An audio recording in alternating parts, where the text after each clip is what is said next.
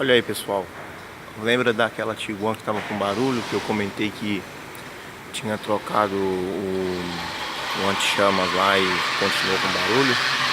Então, o que estava causando barulho nela era o retentor do Vira.